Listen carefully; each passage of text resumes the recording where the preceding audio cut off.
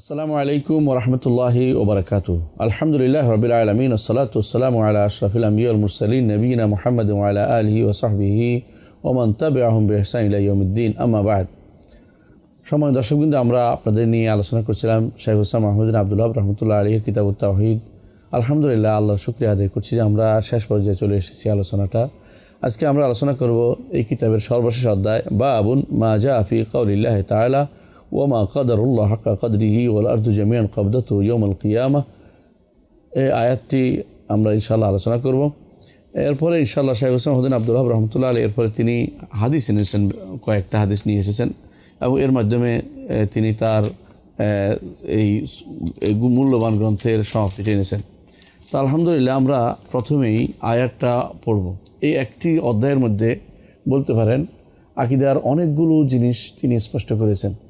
বিশেষ করে আল্লাহ তাআলার আজমত, আল্লাহ তাআলার কুদরত, আল্লাহ তাআলার সিফাত, আল্লাহ তাআলার আসমা, আল্লাহ তাআলার অনেকগুলো বিভিন্নমুখী নাম গুণ সবগুলি যেন এটার ভিতরে তিনি ঢুকিয়ে দিয়েছেন সর্বশেষ অধ্যায়ে। তো আজকে এটা একা আমরা শেষ করতে পারবো না, হয়তো আজকে ইনশাআল্লাহ পরবর্তীতে বাকিটা শেষ করবো। আজকে আমরা কিছু অংশ আলোচনা করি ইনশাআল্লাহ। প্রথমে আলোচনা করব যে আয়াতটি তিনি নিয়ে এসেছেন সেটা কেন এনেছেন। দেখুন, ইতিপূর্বে তিনি প্রথমেই তাওহীদের গুরুত্ব নিয়ে এসেছেন, তাওহীদ না হলে কী ওইটা এনেছেন, এরপর তাওহীদের বিভিন্ন অংশ নিয়ে আলোচনা করেছেন, তাওহীদ কীভাবে ধ্বংস সেটা আলোচনা করেছেন। এখন সর্বশেষ তিনি নিয়ে এসেছেন যে আয়াতটি জামের মানে, এমন জামের আয়াত যে এখানে আপনাকে একদিকে তাওহীদের কথা, একদিকে আখিরাতের কথা, একদিকে আল্লাহর আজমতের কথা, একদিকে তাওহীদের রুবুবিয়্যাহ, উলুহিয়্যাহ, আসমা সিফাত সবগুলি যেন এটার ভিতরে স্থান পেয়েছে। তো সেই জন্য সর্বশেষে অধ্যায়টা বিন্যাস করেছেন যাতে করে সমস্ত আগে যা আলোচনা হয়েছে সেটাকে যেন স্মরণ করিয়ে দেওয়া হয়। এই জন্য শাইখ হুসাইন মাহমুদ বিন আব্দুল ওয়াহাব রাহমাতুল্লাহি আলাইহি অধ্যায়ে এই আয়াত এবং অনেকগুলো হাদিস নিয়ে এসেছেন। প্রথমে তিনি যে আয়াতটি এনেছেন আমরা এই ব্যাখ্যাটাই করব। তিনি বলছেন, ওমা কাদারুল্লাহ হাক্কা কদরিহি ওয়াল আরদু জামিআন কবদাতুহু ইয়াউমাল কিয়ামাহ। সূরা জুমারের 67 নম্বর আয়াতের শুরুতে তিনি আয়াতের শুরু এনে তিনি বলছেন আয়া শেষ আয়াত পর্যন্ত, কারণ এই আয়াতটা সবার মুখস্থ থাকা উচিত। তো এই আয়াতটা আল্লাহ তাআলার সম্মান ও মর্যাদাকে নির্ধারণ করে দিচ্ছে এবং আল্লাহ তাআলার সম্মান ও মর্যাদা সম্পর্কে আমাদেরকে ধারণা দিচ্ছে যে কি কি আল্লাহর সম্মান আছে আমরা যেন বলতে পারি। এর অর্থ এই নয় যে তার সম্মান আমরা সব জেনে ফেলেছি, তা নয়, বরং তিনি যতটুকু আমাদের জানিয়েছেন অতটুকুতে তিনি তুলে ধরেছেন যে তার মর্যাদা কত বেশি, আমরা যেন তার মর্যাদা দিতে যথাযথভাবে সমর্থ হই। আল্লাহ তাআলা বলছেন, ওমা কাদারুল্লাহ হাক্কা কদরিহি। কাদারু অর্থাৎ তারা কারা? মুশরিকরা, যারা শিরিক করে। বর্তমান সময়ে যারা আল্লাহর সিফাতকে অস্বীকার করে, আল্লাহর নাম ও গুণকে অস্বীকার করে, এরাও এর অন্তর্ভুক্ত। কারণ এরাও তাওহীদবাদী হতে পারে না, এরাও মুশরিক, এরাও কাফের, এরাও আল্লাহর দিন থেকে বেরিয়ে যায় যদি কোনো আল্লাহ সম্পর্কে সঠিক মর্যাদা আল্লাহকে না দেয়, আল্লাহকে সঠিক মর্যাদা না দেয়। তো এখানে বলা হয়েছে ওমা কাদারুল্লাহ, এরা আল্লাহকে মর্যাদা দিতে জানেনি, আল্লাহকে মর্যাদা দিতে জানেনি, হাক্কা তাযীমিহি, যে মর্যাদা তার হওয়া দরকার সে মর্যাদা তাকে দিতে জানেনি। কারণ কেন দিতে জানেনি? কারণ তারা আল্লাহকে তার সৃষ্টির সাথে শরীক করেছে। আমরা সবাই জানি যে একমাত্র আল্লাহ হচ্ছেন খালেক, আর সবই আল্লাহ ছাড়া সব আছে, সবই হচ্ছে মাখলুক। সুতরাং যে কেউ মাখলুককে বাড়াবাড়ি করে স্রষ্টার পর্যায়ে নিয়ে যাবে, স্রষ্টাকে সম্মান দিতে জানেনি। আর ইতিপূর্বে আমরা বারবার একটা কথা বলেছিলাম যে শিরিক করার দুটি মূল কারণ। একটি হচ্ছে স্রষ্টাকে সঠিক সম্মান না দেয়া, আর দ্বিতীয়টা হচ্ছে সৃষ্টিকে সম্মানে বাড়াবাড়ি করা। এই দুটি জিনিস হচ্ছে শিরকের মূল কারণ। তো সৃষ্টি এই দুটি মূল কারণের মধ্যে একটি তিনি এখানে আলোচনা করেছেন, এটার সাথে সাথে দ্বিতীয়টা আলোচনা এসে যায়, দ্বিতীয় আলোচনাটা এসে যায়। সেটা কি? যে আল্লাহকে সঠিক সম্মান দিলে কেউ শিরিক করতে পারে না, অন্য কাউকে বাড়াতে পারে না, অন্য কাউকে বাড়িয়ে সৃষ্টি কাউকে বাড়িয়ে স্রষ্টার পর্যায়ে নিতে পারে না।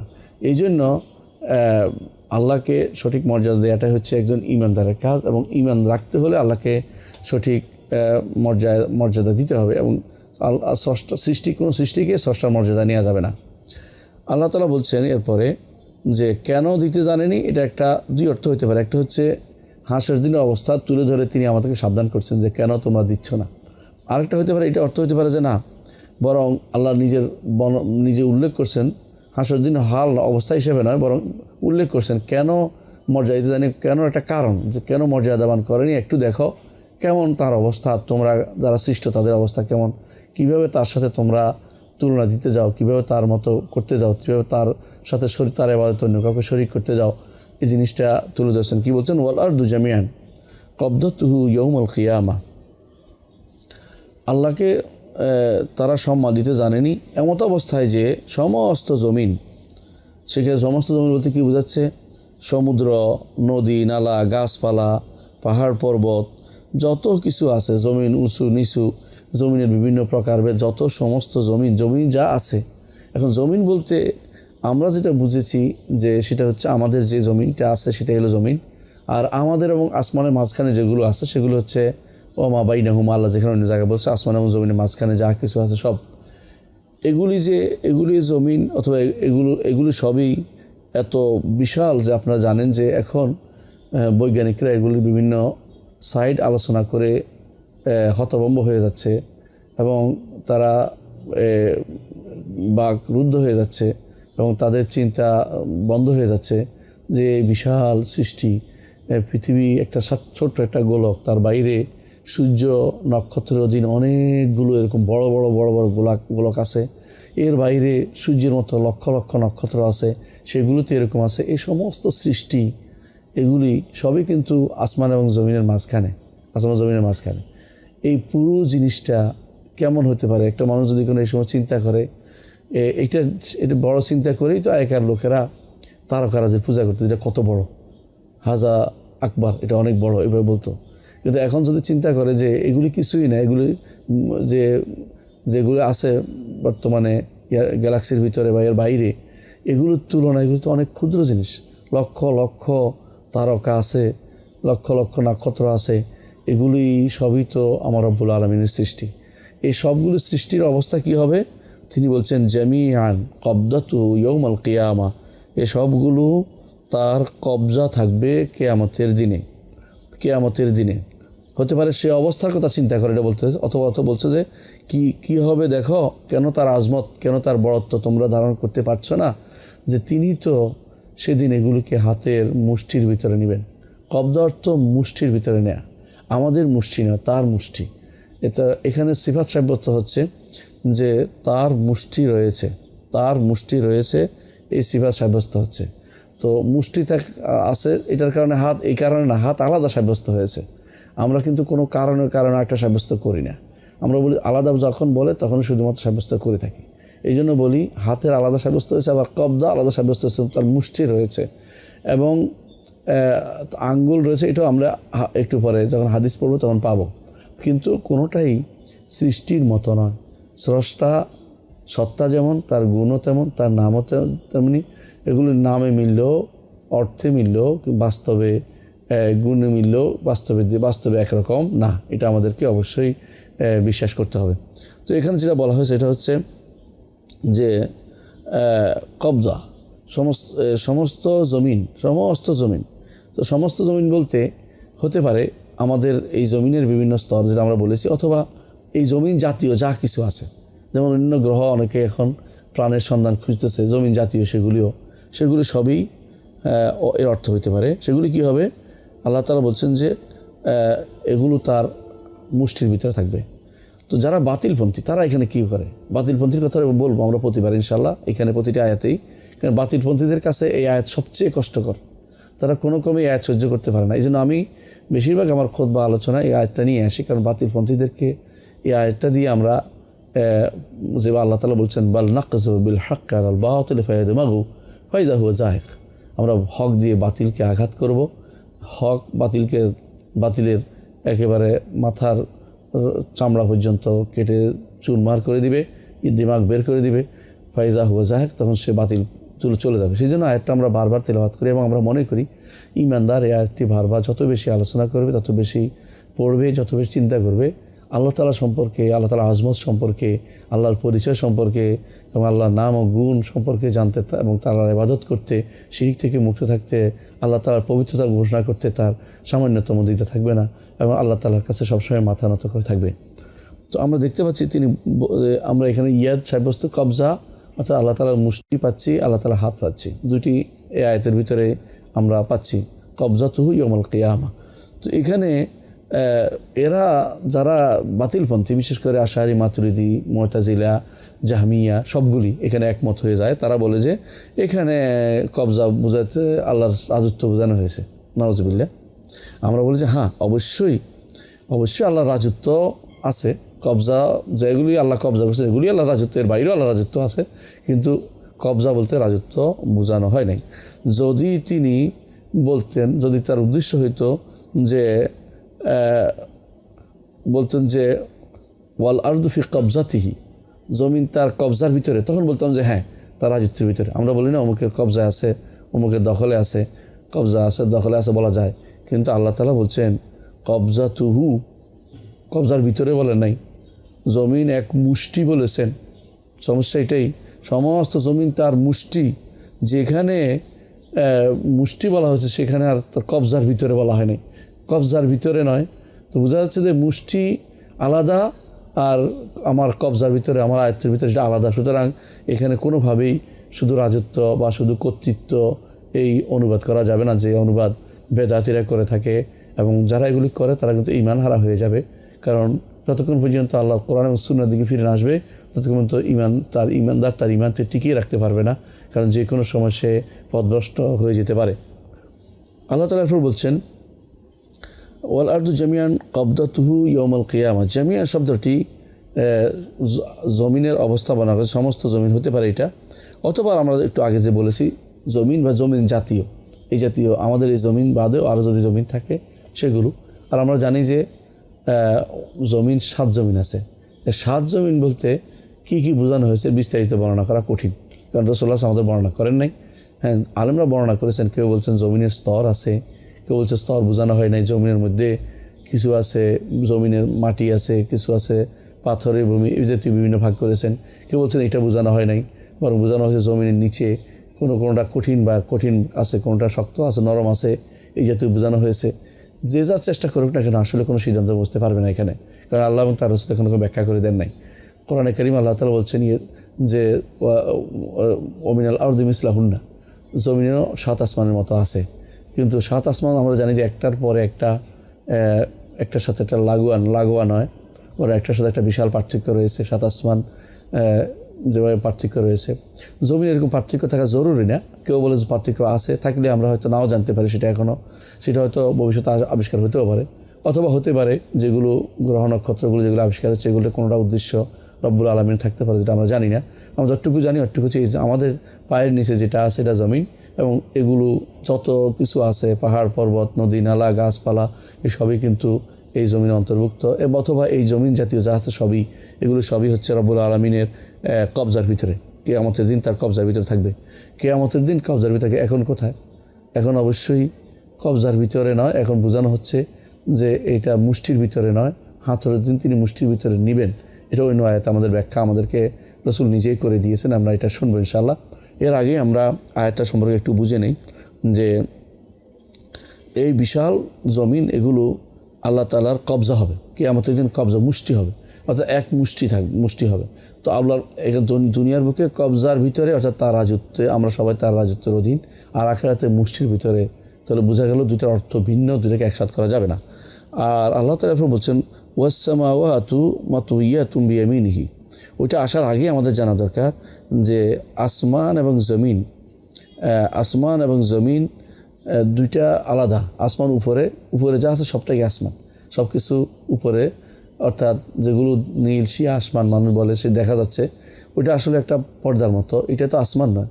আমরা অনেকেই মনে করি যে মহাশূন্য বলা যাবে না, কারণ এটাও আল্লাহর সৃষ্টি, এবং এর উপরে যেগুলো আছে সেগুলো আল্লাহর সৃষ্টি, সেগুলো আসমান থেকে উপরের দিকে সবই আসমান। তো এগুলি সবই যত বড় হোক, যত প্রশস্ত হোক, আমরা জানি যে জমিনের চেয়ে আসমান অনেক বড়, কারণ আল্লাহ তাআলা আসমানকে বলে দিয়েছেন, যিনি আসমানকে বেনা দিয়েছেন, বাড়ির উপরে যেমন ছাদ থাকে তো, এবং ছাদের মতো করে দিয়েছেন আসমানটাকে, জমিনের উপরে, সমস্ত জমিনের উপরে তিনি আসমানটাকে ছাদ করেছেন। এর ভিতরে কোটি কোটি জমিন থাকতে পারে, এরপরে একটা জমিন থাকতে পারে, অর্থাৎ আমাদের উপরে আসমানটা এইটা যত বড়ই হোক সবই মাতুইয়াতুম বিয়ামিনিহি, আল্লাহ তাআলার ডান হাতে ভাঁজ করা থাকবে। তো ভাঁজটার আল্লাহ তাআলার ব্যাখ্যা আমরা নিজেরা করার দরকার নেই। সূরা আম্বিয়ার 104 নম্বর আয়াতে আল্লাহ তাআলা বলছেন ইয়াউমা নাতুইস সামাআ কাতাইয়িস সিজিল লিল কুতুব, যেদিন আমরা, আল্লাহ নিজে বহুবচন ব্যবহার করছেন, কারণ তিনি রয়্যাল তিনি হচ্ছেন মহান রাজাধিরাজ। রাজারাও বহুবচন ব্যবহার করে, তিনি বহুবচন ব্যবহার করেছেন, এটাকে রয়্যাল উই বলা হয়।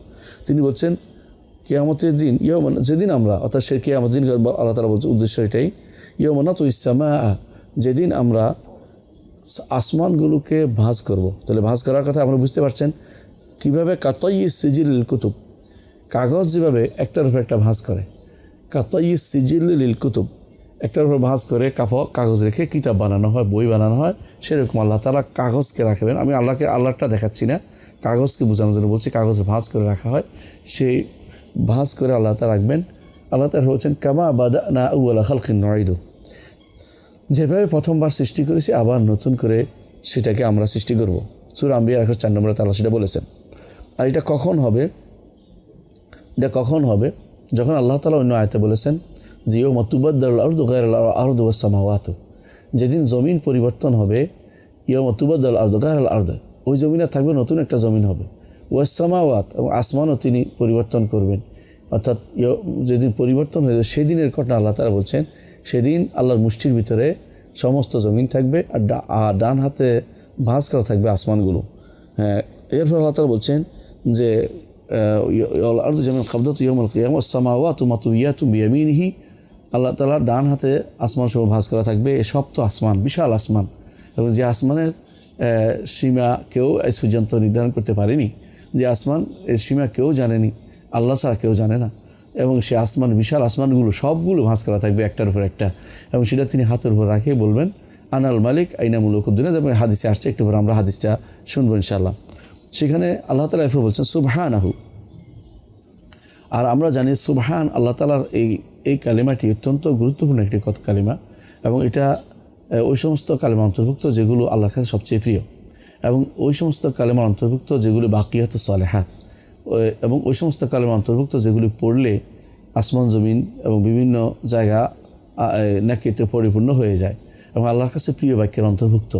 আল্লাহ তাআলার সুবহান শব্দের অর্থ হচ্ছে যে তাসবিহ, যে আল্লাহর এত তাসবিহ, আলিফ নুন জায়দা তান দিয়ে বলা হয়েছে, অর্থাৎ এত তাসবিহ, আল্লাহর পবিত্রতা এত বেশি, আল্লাহর তার মহান মহত্বতা এত বেশি, তিনি যে কত কুদ্দুস তিনি, কত মহান তিনি, তত বড় তিনি, তত পবিত্র তিনি, সমস্ত রকমের ভুল ত্রুটি থেকে তিনি মুক্ত, দোষ থেকে মুক্ত, এবং অন্যান্য যে কোনো কিছু তার শরীক হওয়া থেকেও মুক্ত, অর্থাৎ কেউ অংশীদার হওয়া থেকে মুক্ত, উলুহিয়াত না, রুবিয়ত না, আসমা সিফাত না, কোথাও কোনো কিছুতে তার সাথে হওয়া থেকে তিনি মুক্ত। এই জন্য একজন মানুষ যখন সুবহান আল্লাহ বলবে, তার মাথার ভিতরে এটা আসা উচিত, শুধু 32-33 বার গণা নয়, তার মাথায় এটা আসা উচিত যে আমি আল্লাহকে তাসবিহ হিসাবে ঘোষণা করছি যে তিনি কারো মত হওয়াতে পবিত্র, তিনি কেউ তার মত হওয়া থেকে পবিত্র, এবং কেউ তার শরীক হওয়া থেকে পবিত্র, এবং তিনি কোনো দুষ্টুটি, যে সমস্ত দুষ্টুটি মানুষ খারাপ গুণ দেশে থেকে পবিত্র, কোনো তামসিল থেকে পবিত্র, তাতিল থেকে পবিত্র, অর্থাৎ সর্বরকমের পবিত্রতা একমাত্র রব্বুল আলামিনের জন্য সাব্যস্ত করতে হবে। তো আল্লাহ তাআলা এই আগেরটার সাথে সম্পর্ক এটাই যে মহান রব্বুল আলামিন তিনি এত বিশাল জমিনকে মুষ্টির ভিতরে রাখবেন, এবং এই সমস্ত আসমানগুলোকে তার হাতে ভাঁজ করে রাখবেন। তার সাথে কি কারো তুলনা চলে? তার সাথে কি কেউ দোষটি তার খুঁজে পাবে কেউ? বান্দা, নাউজুবিল্লাহ, বান্দা কি তার মতো কিছু, তার হাল তাআলাহুমুল্লাহু সামিয়া, তার মতো কিছুকে সে পাবে খুঁজে? কখনো পাবে না। তাহলে এই রব্বুল আলামিনের জন্য কিভাবে তারা শরীক সাব্যস্ত করে, কিভাবে তার মতো আরও কিছু তারা মনে করে, অথবা কিভাবে তার জন্য খারাপ গুণ সাব্যস্ত করে, কিভাবে তাকে ভালো গুণ থেকে শূন্য করে, এটাও কিন্তু এর অন্তর্ভুক্ত। যত গুণ তাকে দিবেন তত তার পবিত্রতা ঘোষণা করলেন। এই জন্য আল্লাহ তাআলা বলছেন সুবহানা, তিনি কতই না পবিত্র। এই তার তাসবির উপরে আলোচনা করে শেষ করা যায় না। আমাদের মদিনা ইউনিভার্সিটিতে এর উপরে থিসিস হয়েছে, একটা তাসবিহের উপরে একটা থিসিস হয়েছে 3 খণ্ডের, মোহাম্মদ ইসহাক কিন্দু লিখিত, একটা তাসবির উপরে। আপনি চিন্তা করে দেখেন কত বিশাল আলোচনার ভিতর রয়েছে।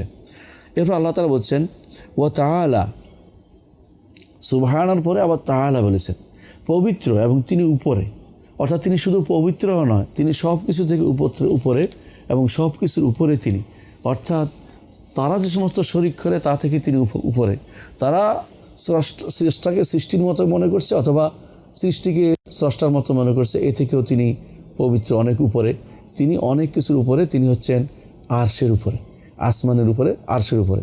সব দিক থেকে এই আয়াতটি আল্লাহ তাআলার তাওহীদের এত বড় ঘোষণা, এত বড় সুন্দর আলোচনা, আল্লাহ তাআলাকে এত উপরে তুলে ধরে বর্ণনা করা হয়েছে যে একজন ঈমানদার মানুষ এই আয়াতগুলো যখন পড়ে তার অন্তরের ভিতরে আল্লাহর আজমত, আল্লাহর মহত্ব এসে পারে না।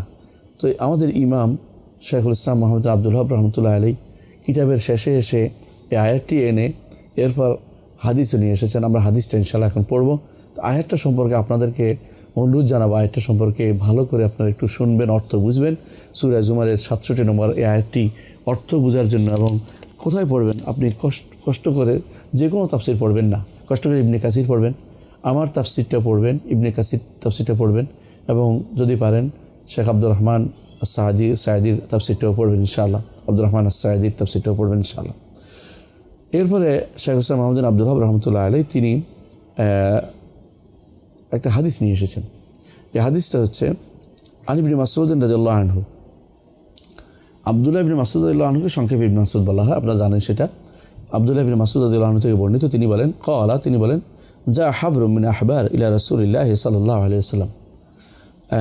হাবরুম মিনাল আহবার, হাবরুম মিনাল আহবার অর্থাৎ হাবর কাকে বলে এটা আগে বলি। হাবর শব্দের অর্থ হলো মূলত কালি, হাবর হেবের, আবার এটাকে বাহারও বলা হয়, সমুদ্র বলা হয়। যেমন সমুদ্রের মতো কালি যারা এলেম, অথবা হাবর কালি যারা এলেম শিখতে শিখতে কালি দিয়ে তার হাত পা কালি হয়ে গেছে এরকম মনে, এই জন্য হাবর উল্লেখ করা হয়, তারা হাবর বলা হয়, আরবি দেশে বেশি জানে যারা তাদেরকে হাবর বলা হয়। তো যা হাবর মিনাল আহবার, ইহুদিদের এক হাবর, হাবর অর্থ হলো বড় আলেম, রাসূলুল্লাহ সাল্লাল্লাহু আলাইহি ওয়াসাল্লামের কাছে আসলো। আপনারা দেখবেন যে বেশিরভাগ সময় ইহুদির আলেমদের সাথে রাসূলুল্লাহ সাল্লাল্লাহু আলাইহি ওয়াসাল্লামের আলোচনা হয়, এলমি আলোচনা বেশি হয়েছে। কারণ হচ্ছে ইহুদিরা জেনে শুনে অস্বীকার করে, আর নাসারাদের সাথে খুব একটা এই জাতীয় আলোচনা হয় না। যাদের আলোচনা হয়েছে সেগুলি দেখা গেছে নাসারারা একদম বিদ্যুৎ টাইপের কথাবার্তা বলেছে, এগুলো এলমি কথা না। কারণ নাসারা দাল্লিন, পথভ্রষ্ট, আর ইহুদিরা মাগদুবু আলাইহিম, জেনে শুনে তারা পথভ্রষ্টর পথ আছে, এরা জানতো, এদের কাছে কিতাবের ইলম আছে। আল্লাহ তাআলা কোরআনে কারীমে এদের কথা উল্লেখ করেছেন যে যারা আগে এসেছে তাদেরকে জিজ্ঞাসা করুন যে এরা কি আপনার কাছে আল্লাহ যা পাঠিয়েছেন তা অবশ্যই হক এবং সত্য। তো এখানে এবং আব্দুল্লাহ ইবনে সালাম রাদিয়াল্লাহু আনহু সহ ওনারা হক বলে রাসূলুল্লাহ সাল্লাল্লাহু আলাইহি ওয়াসাল্লামকে জেনেছেন এবং ঈমান এনেছেন। এদের মধ্যে অনেকেই ঈমান আনেনি, কিন্তু রাসূল যে হক জানতো, এবং রাসূলের কাছে এসে মাঝে মধ্যে বিভিন্ন তথ্য দিত তাদের কিতাব থেকে, এবং যেগুলো পরিবর্তন হয়নি সেগুলো তারা জানতো, বলতো। আর যদি পরিবর্তন হইতো আল্লাহ তাআলা তার নবীর কাছে সেটা জানিয়ে দিতেন যে এটা সত্য নয়, তখন রাসূলুল্লাহ সাল্লাল্লাহু আলাইহি ওয়াসাল্লাম জানাতেন যে তোমরা এটা মিথ্যাচার করেছো। যেমন তারা যারা বিবাহিত বেবিচারীর ব্যাপারে তারা বলতো যে আমাদের কিতাবে আছে যে সুনকালি লাগিয়ে রাস্তায় রাস্তায় ঘুরাবে। রাসূলুল্লাহ সাল্লাল্লাহু আলাইহি ওয়াসাল্লাম বললেন যে কিতাব নিয়ে আসো। কিতাব নিয়ে এসে হাত রেখে তারা পড়ছিলেন। তখন রাসূলুল্লাহ সাল্লাল্লাহু আলাইহি ওয়াসাল্লাম কে আব্দুল্লাহ ইবনে সালাম রাদিয়াল্লাহু বললেন যে ইয়া রাসূল, তাকে বলেন হাত সরাই বলতে, আঙুলটা সরাই দেখবেন যে ওখানে এটা আছে, এই কথা আছে, যেখানে তাদেরকে পাথর মেরে হত্যা করার কথা তাদের কিতাবে আছে, যেটা আমাদের কিতাবে আল্লাহ তাআলা উল্লেখ করেছেন যে ইন্না আনজালনা তাওরাতা ফিহা হুদাম ওয়া নূর। সেখানে তাওরাত কী কী বর্ণনা আছে সেখানে আল্লাহ তাআলা উল্লেখ করেছেন। তো আমরা এটা বলছি এই জন্য ইহুদিরা এসে রাসূলুল্লাহ সাল্লাল্লাহু আলাইহি ওয়াসাল্লামের কাছে আল্লাহর আজমত সম্পর্কে তাদের কাছে যে বাণীসমূহ আছে, যে কথা আছে, সেটা উল্লেখ করেছেন। আর আপনারা জানেন যে তাওরাত তো আল্লাহর বাণী, আল্লাহর কথা। তাওরাত তারা বিকৃত করে ফেলেছে, কিন্তু সব বিকৃত নয়, তার কিছু অংশ বিকৃত, কিছু অংশ এখনও ঠিক রয়েছে। বিশেষ করে যখন থেকে তারা বুঝেছে যে বিকৃত করলে ক্ষতি ছাড়া লাভ নেই, তখন থেকে তারা বিকৃত করা বন্ধ করে দিয়েছে। এখনও অবশ্য অর্থগত বিক্রি তাদের মধ্যে চলমান রয়েছে, কিন্তু মৌলিকভাবে তারা অনেক কিছু বিকৃত করে ফেলেছে। রসুলের যুগের তাওরাতের সাথে বর্তমান যুগের তাওরাতের অনেকাংশেই মিল নেই। এমনকি আমরা এটাও দেখতে পাই 6ষ্ঠ শতাব্দীতে শাইখুল ইসলাম ইবনে তাইমিয়া 7ম শতাব্দীতে যে সমস্ত তাওরাতের এবং ইনজিলের কপি পেয়েছেন সেগুলোতে যে সমস্ত তথ্য ছিল আজ সেগুলো অনেক কিছুই নেই। তাহলে বুঝতে হবে তারা পরিবর্তন করেছে ধীরে ধীরে। যখনই তারা দেখেছে এটা থাকলে তাদের লোকদেরকে থামানো যাবে না ইসলাম গ্রহণ থেকে, তখন তারা সেগুলি পরিবর্তন করেছে, অনেক শব্দ পরিবর্তন করেছে, এটা আমরা জানি। কিন্তু তারা কিছু কিছু জিনিস, সত্য কথা যেগুলি বলেছে সেগুলির মধ্যে এটা একটা। রাসূলুল্লাহ সাল্লাল্লাহু আলাইহি ওয়াসাল্লামের কাছে তারা এসে বলল, কি বলল? একজন এসে বলল ইয়া মুহাম্মদ বলে ডাক দিয়েছে। এটা আমাদের ওরা বলতেই পারে, কিন্তু আমরা বলবো না, আমরা ইয়া রাসূলুল্লাহ বলবো। কারণ হচ্ছে রাসূলুল্লাহ সাল্লাল্লাহু আলাইহি ওয়াসাল্লামের নাম ধরে ডাকতে কোরআনে কারীমে আমাদেরকে নিষেধ করা হয়েছে। আল্লাহ তাআলা বলছেন লা তাজআলু দুআ রাসূল বাইনাকুম কা দুআ বা'দিকুম বা'দা, তোমরা একে অপরকে যেভাবে ডাকো রাসূলকে সেভাবে তোমরা ডাকো না। তো সে বলছে, যেহেতু সে অমুসলিম, সে বলছে ইন্না নাজিদু, আমরা পাই। অর্থাৎ কোথায় পায়? কোথায় পায়? অর্থাৎ তাওরাতের মধ্যে, তাদের কিতাব হচ্ছে তাওরাত, কারণ তারা আবার ইনজিল মানে না। আর ইনজিলের মধ্যে তাওরাতের চেয়ে, তাওরাতের মতো এত বেশি তথ্য নেই। ইনজিল যেহেতু হারিয়ে ফেলছে তারা, এখন যেটা জমা করেছে এটা ইনজিল নয়, মূলত এটা হচ্ছে মূলত একটা রসুল ঈসা আলাইহিস সালামের জীবনী, যে 4 জনের জীবনী লিখেছে 4টা, এর মধ্যে কিছু কিছু তথ্য সেখানে তারা ঢুকিয়েছে, কিন্তু মূল গ্রন্থ সেখানে তাওরাত ইনজিল মোটেই নেই। ইনজিল অবশ্যই হারিয়ে গেছে। এই জন্য তারা দাল্লিন, এরা পথভ্রষ্ট, কারণ তারা নিজেরাও হারিয়ে গেছে, কিতাবও তারা হারিয়ে গেছে, তাদের কিতাবও হারিয়ে গেছে। তো এরা তিনি বলতেছেন ইন্না নাজিদু, ওই লোকটি বলছে, হাবর আলেমটা বলছে, পাদ্রি বলতেছে, ইহুদি পাদ্রি, আনাল্লাহ ইয়াজআলুস সামাওয়াতি আলা ইসবা, আল্লাহ তাআলা রাখবেন সমস্ত আসমানগুলোকে আঙ্গুলের উপরে। সুবহানাল্লাহ, সমস্ত আসমানগুলো আঙ্গুলের উপর রাখবেন। আসমান কত বড়, সবগুলোকে এক আঙ্গুলের উপর রাখবেন তিনি। আল্লাহর আঙ্গুল কত বড়, আঙ্গুলের উপর রাখবেন। আমার আঙ্গুল না, আমি আঙ্গুল বোঝানোর জন্য আঙ্গুল দেখাচ্ছি, আল্লাহ তাআলা আঙ্গুল বোঝানোর জন্য না। মানে আঙ্গুল শব্দটি আঙ্গুলে অর্থ করতে হবে, এটা বোঝানোর জন্য আঙ্গুল দেখাচ্ছি, যে আল্লাহ তাআলা সমস্ত আসমানকে এক আঙ্গুলের উপর রাখবেন। আপনি কি চিন্তা করতে পারছেন আঙ্গুলটা কত বড় হতে পারে, যার উপরে সমস্ত আসমান জায়গা হয়? আঙ্গুলের উপর রাখবেন। ওয়াল আরাদিন আলা ইসবা, সমস্ত জমিনকে আরেক আঙ্গুলের উপর রাখবেন। সমস্ত জমিনকে আরেক আঙ্গুলের উপর রাখবেন। তাহলে জমিনে অনেকগুলো বোঝা গেল। ওয়াশজারা আলা ইসবা, যত গাছপালা আছে সবগুলো তার আঙ্গুলের উপর রাখবেন। চিন্তা করে দেখুন তো, গাছের কি অভাব আছে? জমিনগুলো তো সবগুলোতে গাছ আছে, সবগুলোতে গাছপালা থাকতে পারে, অনেকগুলোতে আসারগুলো থাকতে পারে। এছাড়াও এই জমিনে অনেক গাছ, সমস্ত গাছগুলোকে আঙ্গুলের উপর রাখবেন। ওয়াত্তারা আলা ইসবা, এবং মাটিকে আঙ্গুলের উপর রাখবেন।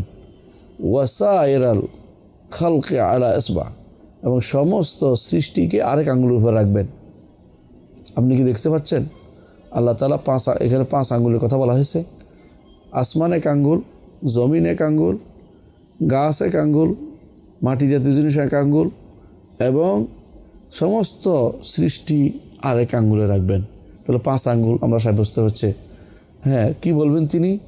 ফায়াকুলু, তিনি তখন বলবেন আনাল মালিক, আমি রাজাধিরাজ, আমি একমাত্র রাজা, আমি রাজা।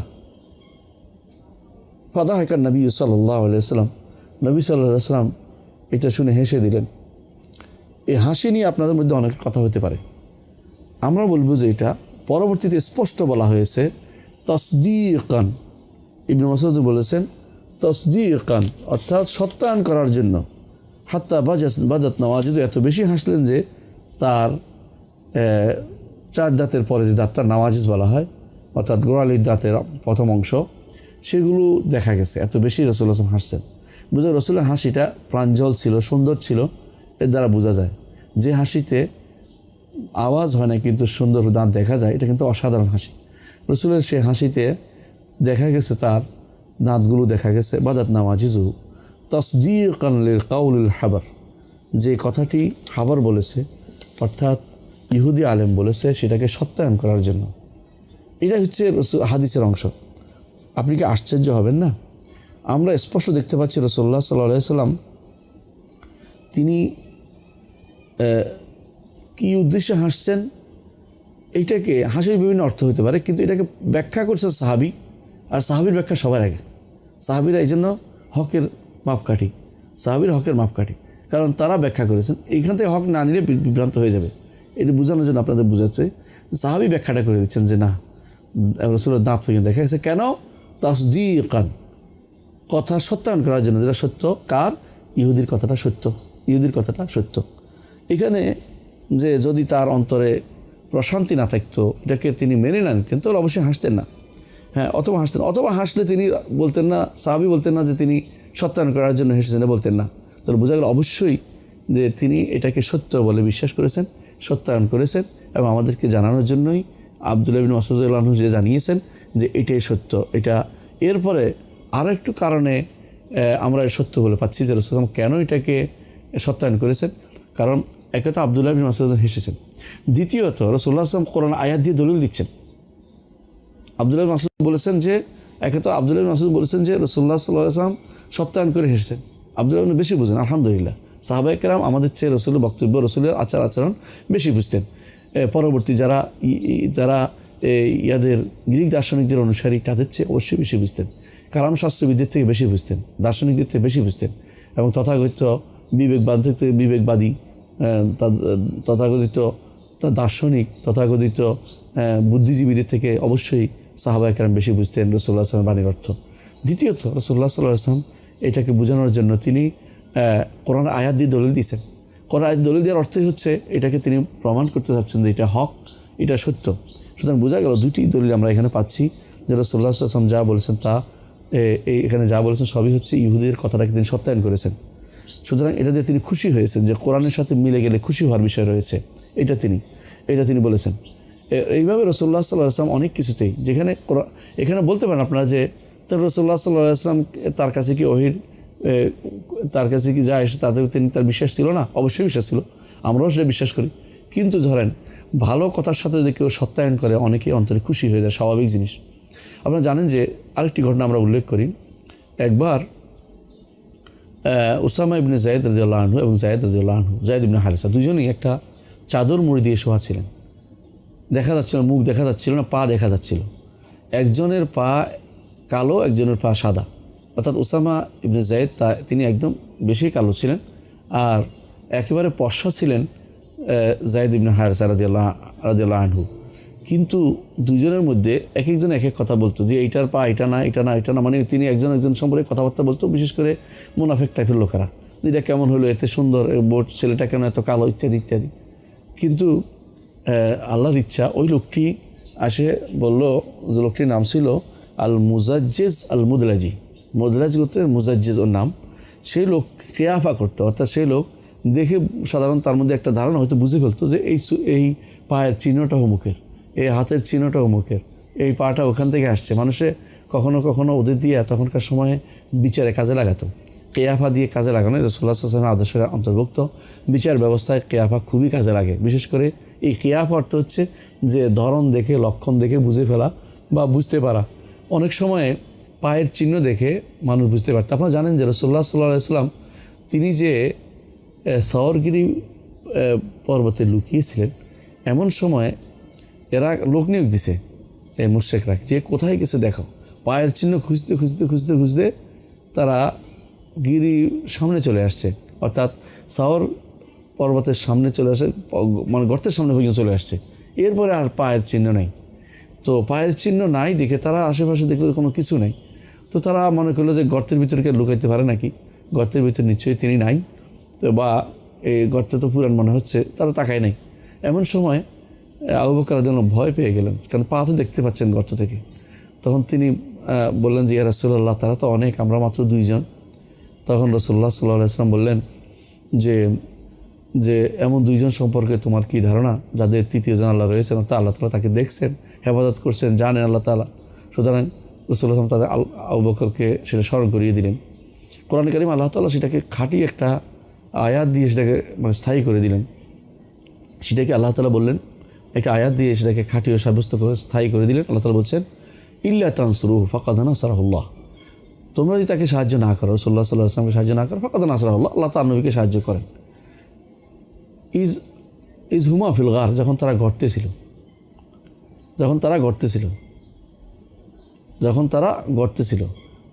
গর্তে, কোন গর্তে? সেই গর্তে ইসকাল সাহাবিলা তাহজান, যখন তিনি সাথীকে বলছিলেন যে ভয় পেও না, লাতা পেরেশান হইও না, চিন্তান্বিত হইও না, ইন্নাল্লাহ মা'ানা, আল্লাহ তো আমাদের সাথে আছেন। অর্থাৎ আরশের উপর থেকেও তিনি আমাদের সাথে আছেন, আমাদের সাহায্য করবেন, আমাদেরকে তিনি এই বিপদ থেকে উদ্ধার করবেন, তিনি আমাদের সম্পর্কে জানেন এবং দেখছেন। এই জন্য কোরআনে কারিমে আয়াতটি ইল্লা তানসুরু ফাকাদ নাসারাহুল্লাহ ইজ আখরাজাহুল্লাযিনা কাফারু সানি ইসরাইনি ইজ হুমা ফিল গার, কাফেররা তাদেরকে দুজনকে বের করে দিয়েছিল, তারা গর্তে ছিল। ইজ ক্বালা লিসাহিবিহি লা তাহজান ইন্নাল্লাহা মা'ানা, আল্লাহ তাআলা আমাদের সাথে আছেন, ভয় পেও না। তো তখনও কিন্তু তারা কেয়াফার নিয়েছিল, এই কেয়াফার সাহায্য নিয়েছিল। এবং সেখানে এসেছিল। ঠিক আরবদের মধ্যে এটা সাহায্য নিয়ে বিচার করার প্রবণতা আরবদের মধ্যে এখনও আছে এবং তারা বুঝতে পারে অনেক দিন পরেও তারা বের করতে পারে যে হত্যাকারীকে তার বিভিন্ন অবস্থা থেকে হাত পায়ের চাপ দিয়ে তারা বের করতে পারে। এখন আপনারা জানেন যে নতুন আধুনিক ইয়াতেও বের হয়েছে হাতের চাপ নেওয়া, এটা দিয়ে অনেকে এখন বের করছে। এটা আরবদের যুগে এটা আরও বেশি শক্তিশালী ছিল, তার চোখ দিকে, তার চোখের জন্য প্রখর ছিল, সেটা দিয়ে তারা বুঝতে পারতো যে এখানে কে গেছে বা কে বসছে, পাটা কীরকম ছিল, কোন গোত্রের ছিল, এরকম বুঝতে পারতো। তো ওই মুজাজ্জিজ আল মুদলাজি, ওনার নাম মুজাজ্জিজ। তো উনি একদিন যাচ্ছিলেন, দেখতেন যে মসজিদে এসে দেখলেন যে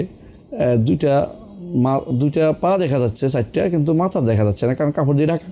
তখন তিনি বললেন, আশহাদু, আমি সাক্ষ্য দিচ্ছি যে এই দুটি পা ওই দুটি পা থেকে এসেছে।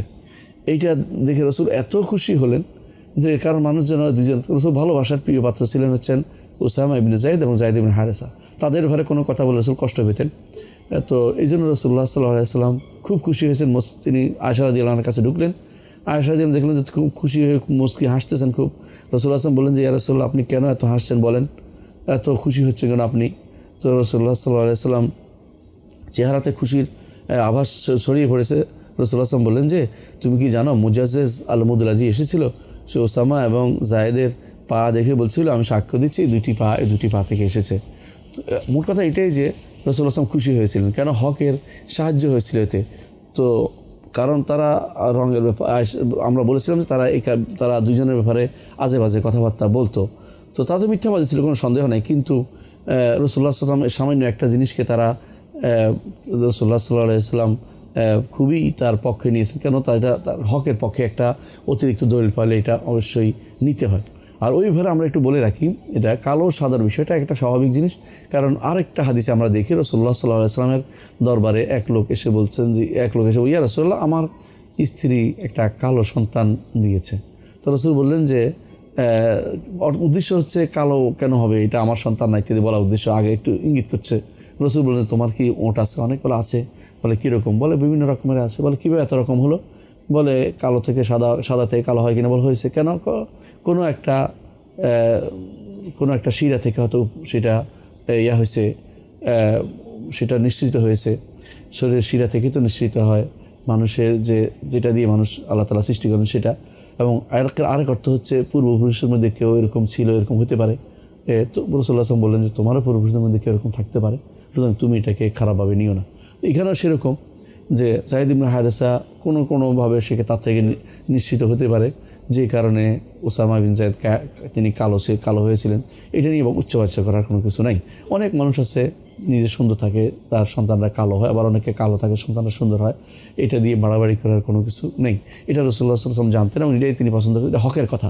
কিন্তু বুঝাবেন কী করে? একজন মানুষের সহযোগিতা যখন পেয়েছেন রাসূল মুজাজ্জিজ আল মুদলাজির, তখন রাসূলের অন্তরটা খুশিতে ভরে গেল এবং তার চেহারায় খুশির দীপ্ত হলেন। তিনি আয়েশা রাদিয়াল্লাহু আনহার কাছে ব্যক্ত করলেন। এ দ্বারা বোঝা গেল যে এরকম কিছু সাপোর্টে কিছু আসা দোষণীয় নয়। এটা অনেকেই আমাদের বইয়ের ব্যাপারে অনেকে, আমরা যখন হাজার দলিল উল্লেখ করেছি আল্লাহ আরশের উপরে, অনেকে দেখা গেছে 2-3টা দলিল নিয়ে কী যে বাড়াবাড়ি করলেন, কী লাভ হয়েছে ওনাদের। বাকি যদি আমার 1000 দলিল হয়, আপনি 3টা 4টা 5টা ধরলাম, তাহলে 995টার কী জবাব দিবেন আপনি? এর অর্থ হচ্ছে যেগুলো যারা তর্ক করতে চায় অনাহুত তর্ক করে। এখানে দেখেন রাসূলুল্লাহ সাল্লাল্লাহু আলাইহি ওয়াসাল্লাম তিনি হাবর ইহুদি নেতার বক্তব্য শুনে তিনি কিন্তু খুশি হয়ে গেছেন। কেন খুশি হয়েছেন? হকের পক্ষে সাপোর্ট দিচ্ছে। এটা ইহুদির কোনো কথাকে সাপোর্ট দেওয়া হচ্ছে না, আমাদের বক্তব্যকে সাপোর্ট করা হচ্ছে। এই জন্য আমরা খুশি হয়েছি, এতে আমাদের দোষের কোনো কিছু নেই। যেমন অন্যান্য গ্রন্থের মধ্যে আমাদের নবীর কথা পেলে আমরা খুশি হই, তেমনিভাবে রাসূলুল্লাহ সাল্লাল্লাহু আলাইহি ওয়াসাল্লাম এখানে আল্লাহ সম্পর্কে যে বিশেষ বর্ণনা ইহুদি দিয়েছে, এটা সত্য, সেটাকে সত্যায়ন করে রাসূলুল্লাহ সাল্লাল্লাহু আলাইহি ওয়াসাল্লাম খুশি হয়েছিলেন। তো এরকম খুশি হওয়া, এরকম দলিল দেওয়া অবশ্যই বৈধ। এখানে যারা বলবে যে এই জাতীয় জিনিস এটা দ্বারা রাসূলুল্লাহ সাল্লাল্লাহু আলাইহি ওয়াসাল্লাম তিনি এটাকে রদ করার উদ্দেশ্যে এই জন্য হাসছেন, রদ করে, যেমন কারা বলে? বর্তমান যুগেরই যারা নিকৃষ্ট তাবিলকারী, আশারি, মাতুরিদি এবং এদের সাথে আগে মুতাজিলারা এবং এর আগে জাহমিয়ারা, এরা কিন্তু এই সিলসিলা, এই সরাসরি একটা ধারাবাহিকতা বজায় রেখেছে। এই চেইনের এই নিকৃষ্ট শ্রেণীর লোকেরা এখন তারা সহ্য করতে পারে না। তারা বলে যে রসুল হেসেছেন, যে অবজ্ঞা করে যে কী কয় ইহুদি আবার কী কয়, তাই হাসছেন। কিন্তু তারা হাদিসের শব্দ পড়ে দেখে না, এবং কোরআন আয়াত দিয়ে রসুলের দলিল বিষয়টি চোখে দেখে না, এবং রসুল্লাহ কোরআন আয়াত যে স্পষ্ট আছে সেটাকে সমর্থন এটা আসছে এটা তারা বুঝে নিতে পারে না। কারণ তাদের কাছে এটা বললে তো তামসিল হয়ে যায়, অর্থাৎ সৃষ্টির মতো হয়ে যায়। না, সৃষ্টির মতো সেটা হয় না। কারণ আমরা কখনো বলি না যে আল্লাহ তাআলার কবজা আমাদের কবজার মতো, বা আমাদের কবজা আল্লাহর কবজার মতো, আল্লাহর হাত আমাদের হাতের মতো, আমাদের হাত আল্লাহর হাতের মতো, এটা আমরা বলি না। ইমাম তিরমিজি তার কিতাব উল্লেখ করেছেন যে ওই সময় তামসিল হয়, তাসবিহ হয়, যখন এরকম কেউ অমুকের হাত আমার হাত আল্লাহর হাতের মতো, অমুকের কোনো কিছু আল্লাহর কিছুর মতো উল্লেখ করবে, তখন শুধুমাত্র তামসিল হয়। না হলে আল্লাহ তার রসুল যা সাব্যস্ত করেছেন আল্লাহর জন্য সেটাতে কোনো তামসিল নেই। এটা ইমাম নুআইম ইবনে হাম্মাদ আল মারওয়াজিও বলেছেন তার বক্তব্যের মধ্যে। বিখ্যাত সে বক্তব্য যে তিনি বলেছেন যে কেউ আল্লাহকে সৃষ্টির সাথে সাদৃশ্য করবে সে ব্যক্তি কাফের হবে, এবং যে ব্যক্তি সৃষ্টিকে আল্লাহর মতো বানাবে সেই ব্যক্তি কাফের হবে। তবে কোরআন এবং সুন্নাতে আল্লাহর জন্য যা সাব্যস্ত করা হয়েছে সেটা সাব্যস্ত করলে কেউ তাসবিহকারী বলা যাবে না তাকে। নুআইম ইবনে হাম্মাদের বিখ্যাত সে উক্তি আপনারা জানেন। তো এখানেও সেরকম আমরা দেখতে পাচ্ছি যে আল্লাহর জন্য কবজা সাব্যস্ত করা হয়েছে, আর এখানে সাব্যস্ত করা হয়েছে হাদিসের মধ্যে ইসবা, আল্লাহর জন্য আঙ্গুল সাব্যস্ত করা হয়েছে। আঙ্গুল জিনিসটা আমরা সবাই জানি যে এটাতে অনেকে বলা হয় আসবুর, বলা হয় ইসবার, ওসবর, সব রকম পড়া যায়, কোনো সমস্যা নেই। অর্থাৎ 9 রকমের 10 রকম পড়া যায়। তো কেউ ওসবর পড়লে, আমরা আগে ওসবর পড়তাম, আমাদের ওস্তাদরা ওসবর পড়াইতেন, এখন দেখি ইসবার পড়ে আরবরা, আমরা এইভাবে শুনেছি। তাদের কাছে এটা খুব আসবার শব্দটা আরও বেশি সুন্দর। অর্থাৎ আলিফ হামজা, এটা মুসাল্লাসুল হামজা বলা যেতে পারে, মুসাল্লাসুল হামজা, অর্থাৎ হামজার উপরে ফাতহা, হামজার নিচে কাসরা, হামজার উপরে দম্মা, সবগুলো হতে পারে, আর 10 রকম পড়া যায় এটা। তো এখানে আল্লাহ তাআলা তার সমস্ত আসমানকে রাখবেন ইসবা, সমস্ত আসমানকে রাখবেন আঙ্গুলের উপরে, এক আঙ্গুলের উপরে রাখবেন, রেখে কি বলবেন, তিনি বলবেন আনাল মালিক। সব অন্যগুলিও রাখবেন, সবগুলো আমরা বলছি 5 আঙ্গুল আমরা হাদিস থেকে পেয়েছি। তিনি এরপর বলবেন আনাল মালিক, আমি তো রাজা, অর্থাৎ আর কেউ রাজা নেই। আলিফ লাম দিয়ে আনা আল মালিক, আপনারা জানেন যে এইভাবে বললে অর্থ হচ্ছে আলিফ লাম দিয়ে যদি বলতো আনা মালিকুন তাহলে আমি রাজা, আমি একজন রাজা, কিন্তু আনাল মালিক অর্থ আমি রাজা। অর্থাৎ এরকম আনাল মালিক বলার অর্থ হচ্ছে যে সেদিন মালিক, দুনিয়ার মালিকে অনেকেই মালিকানা দাবি করে, আমিও আমার এই বইয়ের মালিকানা দাবি করি, এই বাড়ির মালিকানা দাবি করি, এটার কিন্তু আসল মালিকানা কিন্তু আমি নই। এটা সাময়িক, মূলত এই মালিকানা হচ্ছে আমাদের ভোগ করার মালিকানা। কারণ আমরা এই খেলাফতের দৃষ্টিভঙ্গিতে একদল যাবে আরেক দল আসবে, এইভাবে এই আল্লাহ তাআলা ওয়ারিশ করবেন, তারা মালিক হবে, জমিনের ওয়ারিশ করবেন তিনি, সেভাবে মালিক হবে। এই জন্য আল্লাহ তাআলা আগে ঘোষণা করেছেন নিজে আলম ফিলাদে খালিফা, খেলাফতের দৃষ্টি একজন যাবে, একজন থাকবে, একজন থাকবে, এইভাবে আল্লাহ তাআলা মালিকানা দিবেন। কিন্তু আখিরাতের মালিকানা একমাত্র আল্লাহর। এই জন্য আখিরাতের মালিকানার ব্যাপারে আল্লাহ তাআলা বলছেন যে ইয়াউমাহুম বারিজুনা, সূরা গাফিরের 16 নম্বর আয়াত আল্লাহ তাআলা বলছেন যেদিন তারা প্রকাশিত হবে। বারিজু অর্থ কি?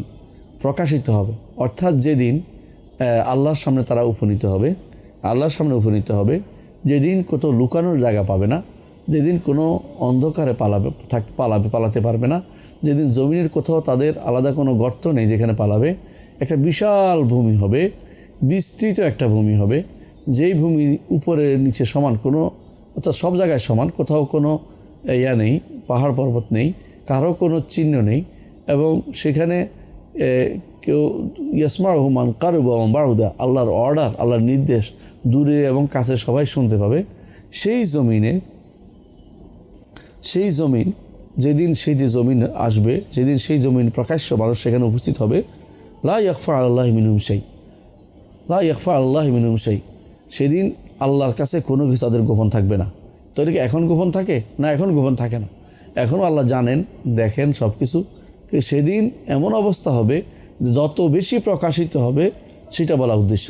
এখনও গোপন মানুষ করতে পারে, তখন গোপন করারও সুযোগ থাকবে না। এটারও বড় পার্থক্য। কোথাও গোপন করতে পারবে না, সবই দেখা যাচ্ছে, স্পষ্ট আলোর মধ্যে কোনো কিছু গোপন করা যায় না, যেটাই করে দেখা যায়। কিন্তু অন্য জায়গাতে গোপন করলে দেখলেও গোপন করতে পারে, কিন্তু ওখানে সেদিন গোপন করতে পারবে না। সেদিন আল্লাহ তাআলা বলবেন লিমানিল মুলকুল ইয়াউম, আজকের দিনে রাজত্ব কার?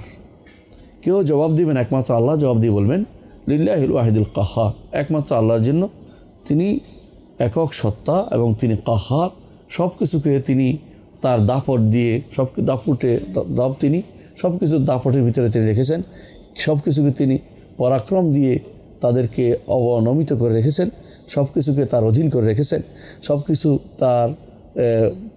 তার আয়ত্তের ভিতরে সব কিছু রেখেছেন। সে রব্বুল আলামিন সেদিন তিনি বলবেন আজকের রাজত্ব কার? দুনিয়াতে অনেক রাজত্বকে দেখিয়েছ, ফেরাউন, নমরুদ বা যারা যারা এই জাতীয় তারা রাজত্বের পরাকাষ্ঠা দেখিয়েছে, জুলুম করেছে, এখন কার রাজত্ব? কেউ জবাব দেবেন, আল্লাহ নিজেই বলবেন লিল্লাহিল ওয়াহিদুল কাহ্হার। তো সেদিন তিনি বলবেন আনাল মালিক, আমি রাজা। আইনা মুলুকুদ দুনিয়া, দুনিয়ার রাজারা কোথায়? দুনিয়ার রাজারা কোথায়? দুনিয়ার যারা রাজত্ব করতে, রাজত্বের ক্ষমতা দেখাতে, আমার বিরুদ্ধে চলতে, তারা এখন কোথায়? আল্লাহর দ্বীনের বিরুদ্ধে যারা চলতে, তারা এখন কোথায়? সেদিন তিনি সেটার ঘোষণা তিনি নিজে দিবেন, কেউ জবাব দিতে পারবে না। এটা কোন দিন? সেদিন আল্লাহর সামনে সমস্ত রাজারা হবে প্রজা, সমস্ত রাজারা হবে প্রজা, এবং রাজা প্রজা সবাই একসাথে দাঁড়াবে হাসরের মাঠে, এবং সেদিন ইয়ানফসি করবে সবাই, হায় আমার কি হবে, আমার কি হবে বলবে। সেদিন সবাই দাঁড়াবে একটা বিশাল মাঠে, যেই দাঁড়ানোর মধ্যে শরীরে কোনো কাপড় থাকবে না। রাজার কাপড় থাকবে, প্রজার কাপড় থাকবে না তা নয়, কারো কোনো কাপড় থাকবে না।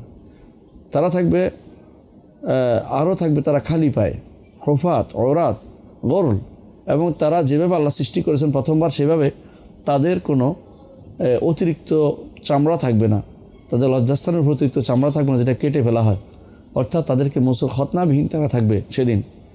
এর মাধ্যমে আল্লাহ তাআলা সেদিন বান্দাদের কাছে নিজেকে প্রকাশিত করবেন। সেদিন আল্লাহর রাজত্ব সবচেয়ে বেশি প্রকাশ পাবে সবার কাছে।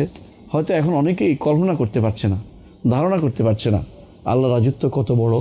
মালাকুতুস সামাওয়াত তারা যখন আল্লাহ বলে কোরআনে ও সুন্নায়, অনেকে হয়তো মনে করে এই পৃথিবী এবং উপরে যা দেখি তাই, কিন্তু এটি বিশাল কিছু। এটা সেদিন শুধুমাত্র একজন মানুষ যা বুঝতে পারবে। সেদিন আল্লাহ তাআলা ডেকে বলবেন, সেদিন আল্লাহ ডাকবেন সবাইকে লিমানিল মুলকুল ইয়াউম, সেদিন কেউ জবাব দেবেন, একমাত্র আল্লাহ সেটার জবাব দেবেন। এটা হচ্ছে রাসূলুল্লাহ সাল্লাল্লাহু আলাইহি ওয়াসাল্লামের বাণী, তিনি সেটা বলেছেন এবং তিনি সেটাকে সত্যায়ন করেছেন, যেটা বলেছে হাবার অর্থাৎ ইহুদি পাদ্রী বলেছে, রাসূলুল্লাহ সাল্লাল্লাহু আলাইহি ওয়াসাল্লাম সেটাকে সত্যায়ন করেছেন। এখানে যেটা বলেছেন যে আনাল মালিক, আমি রাজা, এর অর্থ হচ্ছে যে আমি যা ইচ্ছা তা করতে পারবো, আমার ক্ষমতা, আমার বড়ত্ব, আমার শ্রেষ্ঠত্ব, এইটা হচ্ছে বেশি গুরুত্বপূর্ণ। আরেকটা হচ্ছে আনাল মালিক, এটা যদি বলে, মালিক যদি বলে, তাহলে সেটা কি নিজের নফস, নিজের প্রশংসা তিনি নিজে করলেন যে তিনি রাজা। তো মালিক এবং মালিকের মধ্যে কোনটা বেশি আবলাগ বা বলিগ? আল্লাহ তাআলা একটা হচ্ছে মালিক হওয়া, একটা হচ্ছে রাজা হওয়া। তো অনেকে রাজা হয় কিন্তু মালিক হয় না, এটা হয় না। আবার অনেক হয় মালিক হইলে সেটা তার রাজা হতে পারে, দুইটা হতে পারে। আল্লাহ তাআলার জন্য উভয়টা সাব্যস্ত হবে, তিনি মালিকও মালিকও, তিনি মালিক সব কিছুর, তিনি সব কিছুর মালিকও। এই জন্য মালিকিন নাস। আবার আলহামদুলিল্লাহ রাব্বিল আলামিন আর রহমান রাহিম মালিক ইয়াউমিদ্দিন, দুইটা কেরাত আছে। উভয় কেরাতের দিক থেকেও আমরা জানি যে আল্লাহ তাআলার জন্য পূর্ণ কর্তৃত্ব, পূর্ণ ক্ষমতা, আল্লাহ তাআলার জন্য রাজত্ব তার। দুটি আমরা উভয় কেরাত, একটি কেরাত আরেকটি, দুটি কেরাতকে পরস্পর বিরোধী নয়, একটার সম্পূরক পূর্ণতা আমাদেরকে দিচ্ছে আকীদাগতভাবে। যে দুনিয়ার অনেকেই অনেক কিছু বাদশা হলে অনেক কিছু পারে না কাজ করতে, এই লাগে সেই লাগে, অমুক লাগে তমুক লাগে। আবার দুনিয়াতে অনেকে আছে মালিক হলেও কাজ করতে পারে না অনেক কিছুই, কিন্তু আল্লাহ তাআলার জন্য দুইটাই একসাথে সাব্যস্ত করতে হবে। এই জন্য এই দুইটা কেরাতকে একসাথে করে আল্লাহর সম্পর্কে আকীদাটা আমাদের বিশুদ্ধ করতে হবে। তিনি একদিকে মালিক, একদিকে তিনি মালিক। এই জন্য মালিক ইয়াউমিদ্দিন উভয়ভাবে পড়া যায়। তো মালিকিন নাস, মালিকিন নাস, অর্থাৎ তিনি মালিকও মানুষের। তো মালিক কেরাত না, আমরা অর্থ করার জন্য বলছি, অর্থাৎ তিনি মানুষের, মালিকিন নাস মানুষের তিনি মালিক, আবার তিনি মানুষের মালিকও। আল্লাহর জন্য দুইটাই সাব্যস্ত করতে হবে। তো যেটা বললাম যে তাহলে মালিক এবং মালিক দুইটাই রব্বুল আলামিনের পূর্ণ কর্তৃত্বকে আমাদের জানাচ্ছে। তো এই জন্য আনাল মালিক, আমি মালিক। তো আল্লাহ তাআলার জন্য উভয় রকম সাব্যস্ত করতে হবে। তো এইটার কারণে এটা বলার পরে হাত্তা রাসূলুল্লাহ সাল্লাল্লাহু আলাইহি ওয়াসাল্লাম হেসে দিলেন। রাসূলুল্লাহ সাল্লাল্লাহু আলাইহি ওয়াসাল্লাম হাসলেন। ফাযাহাকা নবী সাল্লাল্লাহু আলাইহি ওয়াসাল্লাম হাসলেন। দাহাক করতে হচ্ছে এমন হাসি যাতে শব্দ হয়, একটু শব্দ হয়, অথবা একটু বেশি। তাবাসসুম হচ্ছে দাঁত হালকা দেখা যায়, কিন্তু দাহাক একটু বেশি। রাসূল এইভাবে হাসছেন যে হাসার কারণে বাদাত হাত্তা বাদাত নাওয়াজিজু, তার দাঁতের যে গোড়ালির দাঁত সেটা দেখা গেল, অর্থাৎ তিনি হাসিটা তার সুন্দর ছিল, বড় ছিল, এটা প্রমাণিত হলো। তো রাসূলুল্লাহ সাল্লাল্লাহু আলাইহি ওয়াসাল্লাম কেন হাসছেন? তিনি চেয়েছেন যে তিনি বুঝাতে চেয়েছেন যে এই লোকটি যা বলেছে তা সত্য বলেছে।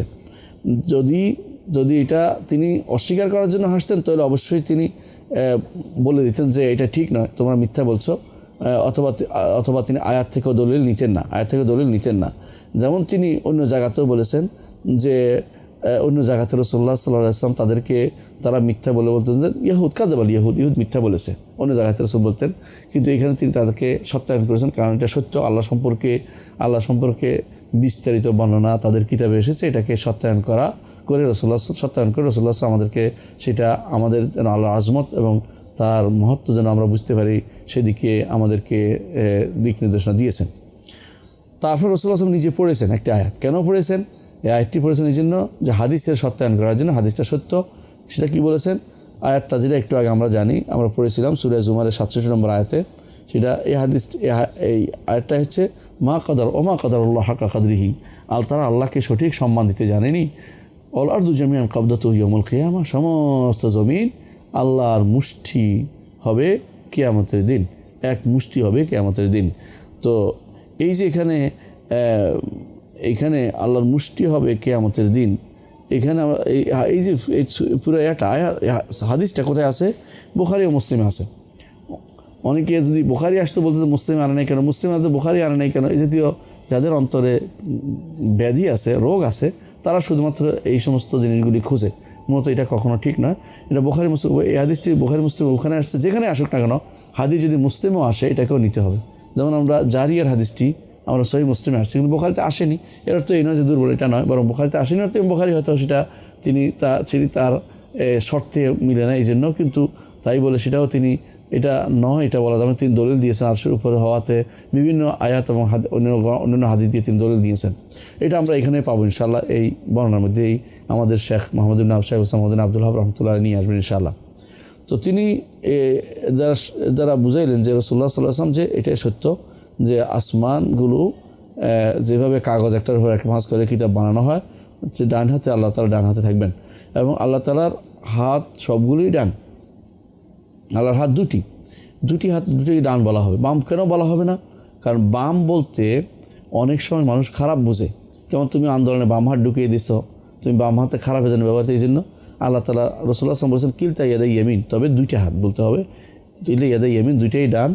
বাম বলতে ডানে বামে যে সিস্টেম, ওই সিস্টেম সৃষ্টির আল্লাহর জন্য নির্ধারণ করা যাবে না, কারণ খারাপ অর্থ দেয়। আমরা জানি যে খারাপ অর্থ যেটা আসে এটাকে আল্লাহ থেকে দূরে রাখতে হবে, কারণ সুবহানা, তিনি পবিত্র, এই জন্য খারাপ অর্থ তার থেকে দূরে রাখতে হবে। হ্যাঁ, তা অবশ্যই অর্থ করা যাবে, তবে আল্লাহ রাসূল সাল্লাল্লাহু আলাইহি ওয়াসাল্লাম অর্থ করে যেহেতু খারাপে যেতে পারে কেউ, সেহেতু তিনি বলে দিয়েছেন যাতে খারাপের দিকে তার কারো অন্তর না যায়, মুখ ঘুরে না যায়, যে কিলতা ইয়াদাই ইয়ামিন, তার দুটি হাতই হচ্ছে ডান।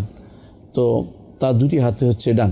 এর দ্বারা বোঝা গেল যে এটা তার আল্লাহ তাআলার হাতের ভিতরে থাকবে এবং তার ডান হাতের ভিতরে থাকবে। হাদিসে এটাই বোঝা যাচ্ছে যে ডান হাতের ভিতরে, হাতের মধ্যে রাখবেন। তো এখানে সুবহানাল্লাহ, যারা আল্লাহ তাআলা যাদেরকে বিশুদ্ধ অন্তর দিয়েছে তারা কিন্তু সহজে বুঝে গেছে যে আল্লাহ তাআলার কবজা আছে, ডান হাত আছে, এবং হাত আছে, হাতগুলোকে ডান বলা হবে, দুটি হাত আছে, তাদের কোনো সমস্যা হয় না। কিন্তু যারা বেদাতি আছে, যারা বিকৃতি সাধনকারী, তারা বলে কবজা অর্থ হলো আল্লাহর মুষ্টি, অর্থাৎ আল্লাহ তার রাজত্বের ভিতরে। এটা ভুল, আমরা একটু আগে এটা বলেছি। কারণ রাজত্ব কিয়ামতের দিন না, এখনও তো রাজত্ব আছে, আল্লাহর রাজত্ব এখন, আর কিয়ামতের দিন মুষ্টির ভিতরে থাকবে। আর দ্বিতীয় যে কারণ সেটা হচ্ছে যে আমরা একটু আগে বলেছি যে যদি হইতো তাহলে ফি কবজাতি বলতো, ফি কবজাতি বলে না, বলছে ফি কবজাতুহু, মুষ্টি বলছে। মুষ্টি অর্থ হলো মুষ্টি সাব্যস্ত করতে হবে। হ্যাঁ, দ্বিতীয় হচ্ছে আর একটা, এখানে কেউ বলেছে সামাওয়াত ও মাতুইয়াতুন, অর্থ করেছে কেউ সামাওয়াত ধ্বংস হয়ে যাবে, নাউজুবিল্লাহ।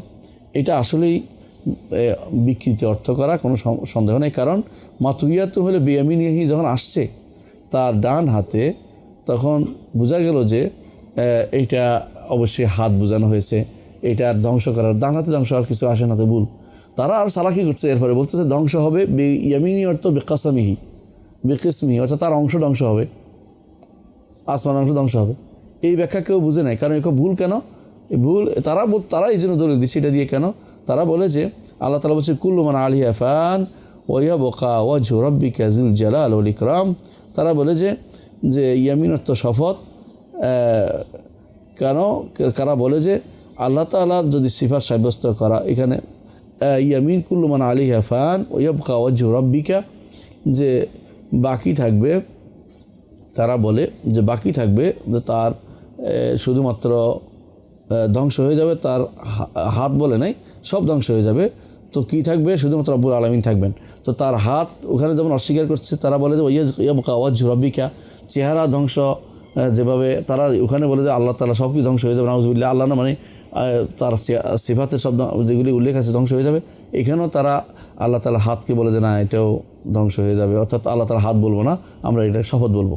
তো এখানে তারা যেভাবে ওয়াজহকে তারা আল্লাহ ইয়াবকা ওয়াজহু রাব্বিকা ওয়াজহকে তারা অতিরিক্ত ধরেছে, এখানে তারা ইয়ামিনকে অতিরিক্ত ধরেছে। সূরা রহমানের 26-27 নম্বর আয়াতে যেটা আসছে, তারা ওয়াজহকে অতিরিক্ত ধরে। আমরা বলি না, আল্লাহ তাআলার চেহারা অবশ্য থাকবেন, তার সত্তা অবশ্য থাকবে, চেহারাও থাকবে, সত্তাও থাকবে। চেহারা বলে সত্তা বোঝানো, চেহারা বলে সত্তা বোঝানো, এটা আল্লাহ তাআলা নিজেও করেছেন, অন্য জায়গাতে রাসূলুল্লাহ সাল্লাল্লাহু আলাইহি ওয়াসাল্লাম উল্লেখ করেছেন, এবং কোরআনে কারীমে উল্লেখ আছে।